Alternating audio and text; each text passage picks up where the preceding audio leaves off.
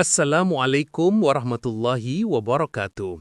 Bayangkan, setiap kali anda memberi nafkah kepada keluarga anda, Allah catatkan itu sebagai pahala sedekah. Satu amalan rutin yang kita lakukan setiap hari, tetapi di sisi Allah, nilainya sangat besar. Mari kita hayati hadis Nabi SAW yang penuh hikmah ini. Rasulullah sallallahu alaihi wasallam bersabda, "Idza anfaqa ar-rajulu ala ahlihi yahtasibuha, fahuwa lahu sadaqah." Apabila seseorang memberi nafkah untuk keluarganya dengan niat mengharap pahala, maka baginya adalah sedekah. Hadis riwayat Imam Bukhari, nombor 55 Fathul Bari. Mari kita dengar para ulama muktabar memberikan penjelasan yang mendalam tentang hadis ini. Imam An-Nawawi berkata, nafkah yang diberikan kepada keluarga jika diniatkan kerana Allah akan berubah menjadi sedekah.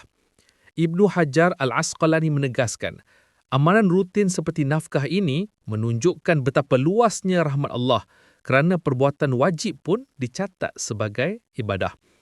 Ibnu Rajab Al-Hanbali menjelaskan, kunci hadis ini ialah perkataan ihtisab, iaitu berniat mengharap ganjaran daripada Allah. Dengan niat itu, perkara biasa berubah menjadi ibadah.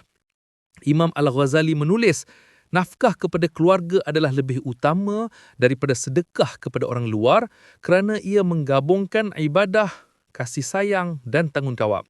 Ibn Taymiyah pula berkata, nafkah kepada keluarga dengan niat ikhlas lebih besar pahalanya berbanding sedekah kepada orang lain kerana ia adalah kewajipan yang berpahala.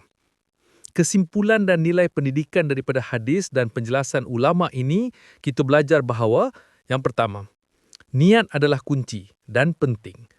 Nafkah harian menjadi pahala sedekah jika diniatkan kerana Allah. Yang kedua, rahmat Allah sangat luas.